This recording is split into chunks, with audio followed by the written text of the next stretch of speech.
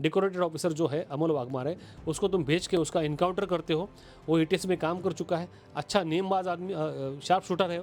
उसने उसको बोल के उसे छाती में सीधा गोली मार के उसको ख़त्म कर दिया। ऐसी क्या चीज़ थी जो इनको पुलिस को उसको ख़त्म करना था? पुलिस को बच्चों को बचाना ये तो प्रायोरिटी है, वो तो मैं जानता हूँ, वो बचाना ही चाहिए। लेकिन किडनैप थे क्या बच्चे? पहली बात, वहाँ पर आए थे, ऑडिशन के लिए आए थे। अपराध रोकने का काम तो पुलिस का ही है, उसका वो डेली वर्क है, उसमें शाबाशी की क्या बात है? उल्टा उनको कार्रवाई होना चाहिए। जहाँ पर जो चीज़ बोलते हैं वहाँ नाखून से होने वाली थी, वहाँ से उसने तलवार से उसका काम चलाया। पुलिस बोलते हैं उसके पास गन थी, छर्री की गन थी, एयर राइफल के ट्रेसेस नहीं है, कहीं पर गोली लगी नहीं, वो भी नहीं है, या इनके ऊपर कुछ लगा है, ऐसे भी कोई चीज़ें कल से सामने नहीं आई, या किसी ने बयान नहीं दिया इसके बारे में। तो इसका मतलब उसकी तरफ से कोई जो अटैक नहीं हुआ है। बच्चे भी बोल रहे हैं उन्होंने कुछ अटैक नहीं किया, तो फिर ये हत्या क्यों? गुरुवार को मुंबई के पवई इलाके में 17 बच्चों की किडनैपिंग हुई।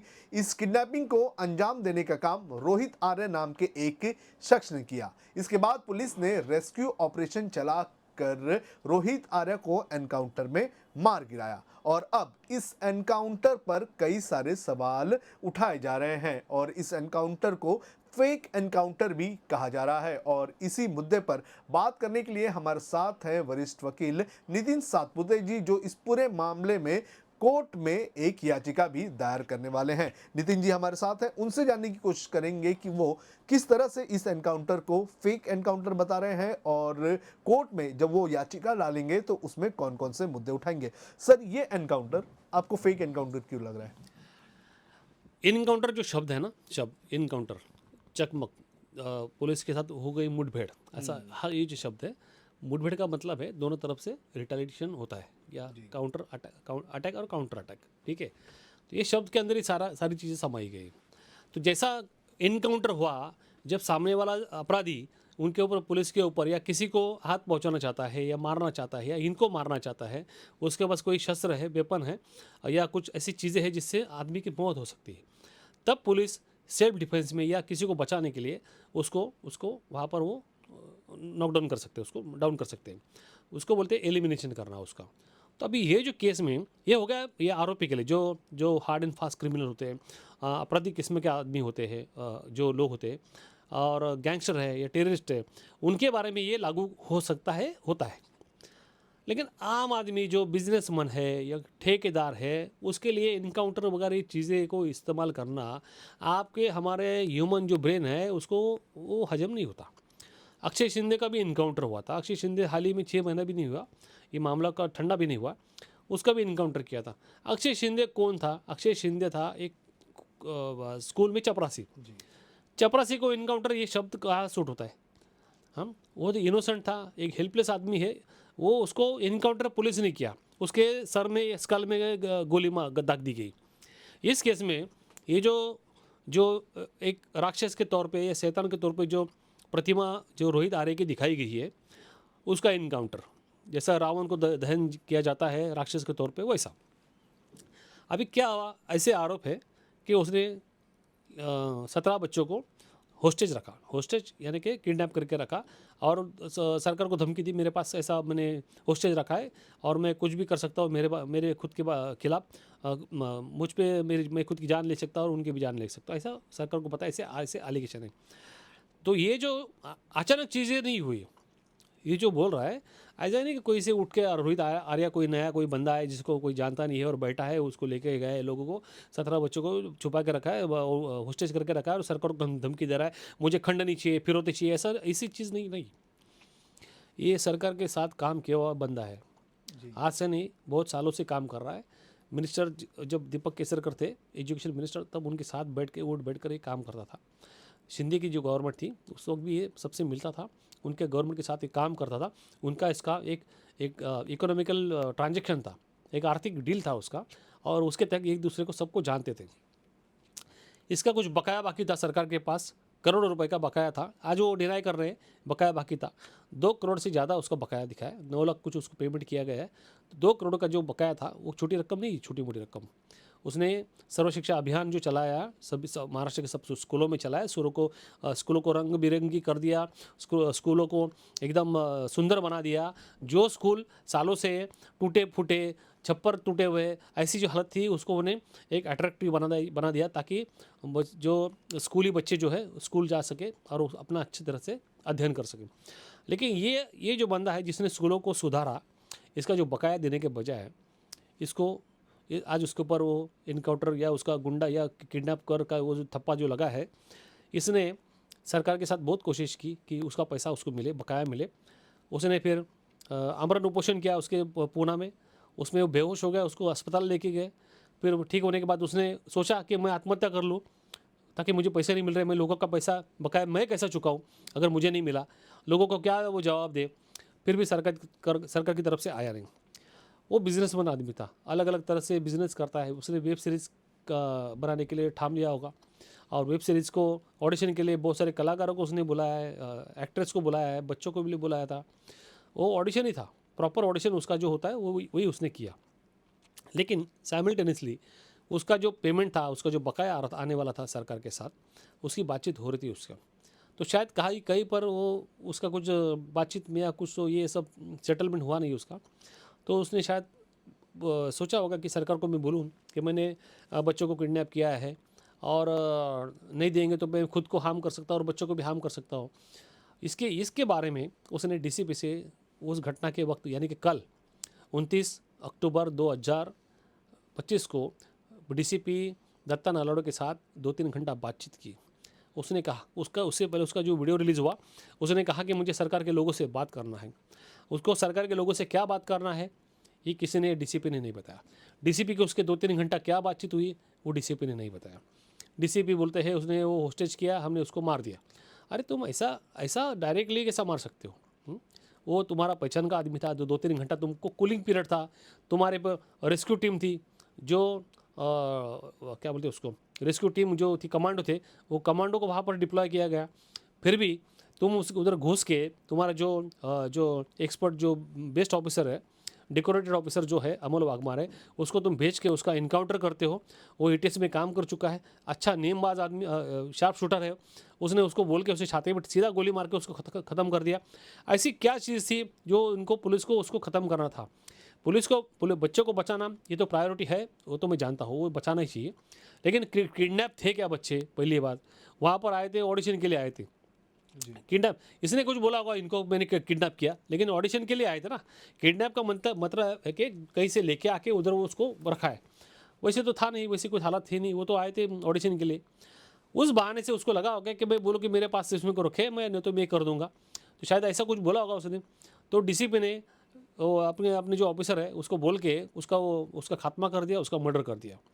अभी मर्डर किया, मर्डर किसका कर रहा है? एक आम आदमी, जो आम आदमी है, बिजनेसमैन है, ठेकेदार है, कॉन्ट्रैक्टर है, जो सालों से काम कर रहा है सरकार के मिनिस्टर के साथ बैठ के काम कर रहा है। आज ये शिकनाथ शिंदे का जो स्टेटमेंट बयान आया आज, वो बोलते हैं हमने उसको सबक सिखाया। अरे सबक सीखने के लिए वो जिंदा किधर है? सबक सिखाया है, उसके साथ जो भी है उसको भी सबक सिखाएंगे।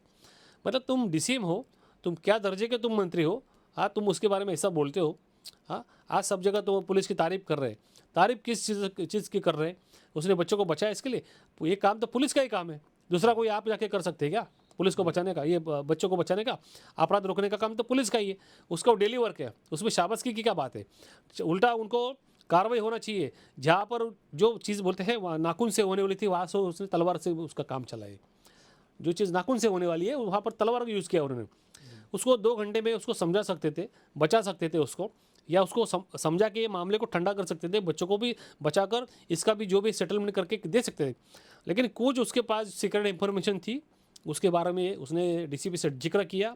डीसीपी ने उसके आका से बात किया होगा, और उन्हें फिर ये प्लानिंग करके, ये इनके जो ऑफिसर है अमोल वाघमारे, एटीएस से आए हुए, जस्ट अभी 1 महीना पहले आए थे, अच्छे नेमबाज है, शार्प शूटर है, उनका निशाना चुकता नहीं, कमांडो ट्रेनिंग लिए हुए हैं उन्हें सीधा उसकी छाती पे गोली दाग दी, और उसका लंग और ये हार्ट पंचर कर दिया, ताकि उसको मालूम है गोली कहाँ पर मारना है, और आदमी एक झटके में कैसे मर सकता है। अगर पैरों पे गोली मारता तो वो बचता था। सर, एनकाउंटर की जब बात आती है, 90 के दशक में एनकाउंटर शुरू हुए थे, तो उसके बाद भी कई सारे सवाल उठे थे, और पिछले कई सालों में मुंबई में एनकाउंटर हमें देखने नहीं मिला था, थाने का एक अलग मामला था। लेकिन एनकाउंटर की एक प्रोसेस होती है, एनकाउंटर में भी पुलिस जो है वो जब सामने वाला फायरिंग करता है तो उसको जवाब देती है, और दूसरा पहली फायरिंग पैर पे की जाती है। तो इस शख्स पर जो एक क्रिमिनल रिकॉर्ड वाला आदमी नहीं था, तो उस पर सीधे छाती पर गोली मारना ये कितना सवाल खड़े करता है। मैंने शुरुआत से मैंने ये बात कही है, इनकाउंटर जो होता है ना, एक पुलिस और एक सामने वाला जो अपराधी होता है या क्रिमिनल टेररिस्ट है और वो उसके पास भी डेडली वेपन होता है, तो क्रॉस फायरिंग होता है। क्रॉस फायरिंग में उसको मार दिया जाता है। लेकिन ये तो यहाँ पर वन साइड हुआ ना, तो इसको इनकाउंटर कैसा बोल सकते हो? आपने जाके सुपारी गन उसके रिवॉल्वर भेज के उसकी हत्या कर दी, वहाँ से उसने आपके ऊपर अटैक किया, इसका कोई एविडेंस नहीं है, एविडेंस हो भी नहीं सकता। उसके पास पुलिस बोलते हैं उसके पास गन थी, छर्रे की गन थी, एयर राइफल के ट्रेसेस नहीं है, कहीं पर गोली लगी नहीं, वो भी नहीं है, या इनके ऊपर कुछ लगा है, ऐसे भी कोई चीज़ें कल से सामने नहीं आई या किसी ने बयान नहीं दिया इसके बारे में। तो इसका मतलब उसकी तरफ से कोई जो अटैक नहीं हुआ है। बच्चे भी बोल रहे हैं उन्होंने कुछ अटैक नहीं किया, तो फिर ये हत्या क्यों? फिर उसको छाती पे क्यों गोली क्यों मारी? अगर मान भी लेते हैं उसके पास गन है या रियल भी गन है या उसने अटैक भी किया है, तो भी आपने प्रिवेंटिव मेजर जैसा, ये बातें आपको भी मालूम है, उसके पैर पे गोली क्यों नहीं मारी, हाथ पे गोली क्यों नहीं मारी? या आपकी पूरी की पूरी जो सेना थी सारी, जो पुलिस सेना उधर गई थी या पुलिस बल जो था वहाँ पर, उन्होंने क्या किया वहाँ पर? वो जाके उन्होंने क्यों नहीं पकड़ा उसको दबोच लेते या बच्चों को बचा लेते थे। इतनी सारी के 100 भर भर के आपने भेजे थे, उन्होंने उनका रोल कहीं पर नहीं दिख रहा है वहाँ पर। हाँ, रेस्क्यू टीम ये जो कमांडो भेजे थे अपने काले कपड़े में, उनका क्या रोल है इसके अंदर? उन्होंने कुछ नहीं किया। तो इसको अकेले को भेजा था या खाली जो पुलिस बल था वहाँ पर खाली दिखाने के लिए जमा किया और अंदर अकेले को भेज के उसका गेम कर दिया? ऐसा भी पॉसिबल है? गेम किया उसका अंदर जाके और बोलने के लिए हाँ उसने भी हमारे ऊपर अटैक किया था। अटैक किया तो तुम्हारे ऊपर क्या एविडेंस है? किसने देखा? अंदर की कहानी तो कुछ भी बोल सकते हैं कि ऐसा हुआ वैसा हुआ, लेकिन कुछ इसका एविडेंस नहीं है, ना ही कोई बयान आया है इसके बाद।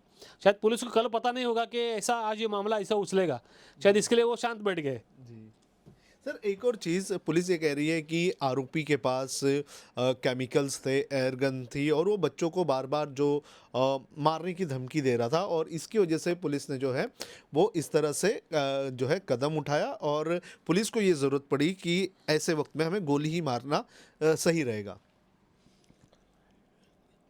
हम आज 2025 में हमारा जो बहुत दुनिया देखे है हम लोग, आप भी देखे हो, ये जो बातें जो है ना, ये बच्चों को सुनाएंगे तो बच्चा शायद बिलीव करेगा, या कुछ अच्छा स्मार्ट बच्चा भी बिलीव नहीं करेगा ये सब चीज़ों को लेके।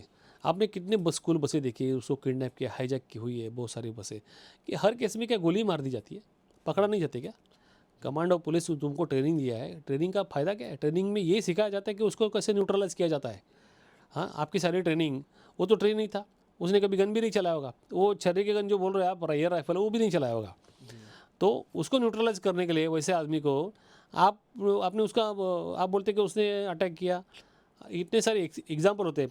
कंधार हुआ ना, कंधार हाईजैक हुआ था, वहाँ पर तो एक भी गोली नहीं चली थी, पूरे के पूरे पैसेंजर आ गए। तो ये कैसे आ गए? एक तरीका होता है, आपको अगर लाना है तो लाना है आपको, अगर उसको आपने ठान लिया है कि उसको नहीं लाना है, उसको मारना है, तो मारने के लिए आप कुछ भी बहाना कर सकते हैं। समझे? बच्चे की सुरक्षा जो है वो उसको प्रायोरिटी देना बहुत ज़रूरी है। लेकिन बच्चे अगर रियली में किडनैप हुए थे क्या नहीं, ये भी सवाल है अभी, क्योंकि वो ऑडिशन के बहाने उधर वो आए थे सब, इसने बोला होगा मैं किडनैप किया, तो उससे किडनैप थोड़ी होते। किडनैप को मतलब कहीं से लेके जाके उसको बंद करो, छोड़ो मत। उसने 80 में से 17 रखे, बाकी सब लोग को छोड़ दिया था बगैर किसी प्रेशर के। तो इसका मतलब ये साफ है ना कि उसका इंटेंशन वो नहीं था। बाकी जो एक बच्ची का इंटरव्यू आया, वो बोले तो अंकल बहुत अच्छे थे, ऐसा इंटरव्यू आया, तो फिर उसका इरादा तो नहीं था वो, शायद उसने सरकार को डराने के लिए या पुलिस को डराने के लिए बोला होगा ये सब चीज़ें, क्योंकि ताकि उसके पैसे बाकी थे। तो अगर उसको लगा, क्योंकि वो आदमी इतना फ्रस्ट्रेट हो गया ऐसा दिखता है कि वो बोला मैं सुसाइड कर लूँ, या इसमें भी बोला कि मैं खुद को कुछ कर लूँगा। तो आदमी जान देने के लिए भी तुला पड़ा है ताकि उसके पैसे नहीं मिले। तो उसकी मानसिकता को समझना चाहिए। अभी ये बोलते उसकी मानसिक हालत ठीक नहीं थी, वो मेंटल ये था, मनोरुग्ण था, जो भी है, पागल था, तो इतना करोड़ रुपए का कॉन्ट्रैक्ट उसको क्यों दिया? पागल है ना, तो पागल है तो गोली क्यों मारी उसको? पागल आदमी को सब माफ़ है, तो गोली क्यों मारी? तो गोली मारी, वो कॉन्ट्रैक्ट इतने करोड़ के कॉन्ट्रैक्ट दिए, मतलब मिनिस्टर लोग पागल मनोरुग्ण लोगों के साथ उठते बैठते हैं। इसका मतलब ये है, ये उनके साथ फोटो है, बहुत सारे सबों के साथ घूमता फिरता है, व्यवहार है उसका, डॉक्यूमेंट सही करता है, तो सारे मिनिस्टर लोग मनोरोगियों के साथ रहते हैं। आज की सरकार जो मनोरोगियों के साथ डील करती है, इसका मतलब ऐसा हुआ। हाँ, तो ये सवाल कहीं पर आता है, मारने के बाद वो मनोरुग्ण हो गया, पहले तो बहुत अच्छा था। ठीक है, तो इनका जो है ना इंटेंट ठीक नहीं है पुलिस का। ये कहीं ना कहीं इसकी इंक्वायरी होनी, हर इनकाउंटर की इंक्वायरी होती है, इसकी भी होगी, और जो भी है दूध का दूध पानी का पानी निकलेगा। तो सर, ये याचिका कब तक फाइल हो जाएगी आपकी? अभी याचिका तो आज क्या है, वैकेशन है, वैकेशन चालू है अभी भी। 3 तारीख को कोर्ट खुलेगा, फुल फोर्स में, फुल फेज में खुलेगा। अभी टाइमिंग हम लोग का 1 बजे तक का है, सुबह 1 बजे तक आज हम लोग का ये का प्रोग्राम हो पूरा दिन भर, बाइट वाइट। तो हमको है बना के रखा है, लेकिन फाइल नहीं कर पाए। तो ये टीम वर्क है, तो अभी शायद कल फाइल कर पाऊँगा। थोड़ा आज भी रात को फुर्सत मिलेगी तो बन के हम कल डाल देंगे। आज ही लेटर वगैरह डाला है, डिस्पैच हुआ है आज। ठीक है, इसके बारे में ज़्यादा कल आपको मिलेगा अपडेट इसके बारे में। कल याचिका दायर होगी, कल सैटरडे आखिरी दिन ये हफ्ते का। उसके बाद मंडे को कोर्ट खुलेगा, फिर लेंगे सुनवाई को इसका। बहुत बहुत धन्यवाद लोकमत से बात करने के लिए। तो हमारे साथ थे नितिन सातपुते जी, जो ये बता रहे थे कि इस पूरे एनकाउंटर में ये जो मामला है, ये ओपन एंड शट वाला मामला नहीं है और इसकी जांच होनी है चाहिए। अब देखना ज़रूरी है कि जब याचिका फाइल होगी तो कोर्ट में किस तरह से इसमें पुलिस और एडवोकेट नितिन सातपुते जी अपना पक्ष रखेंगे। सोनू कनौजिया, लोकमत हिंदी, मुंबई।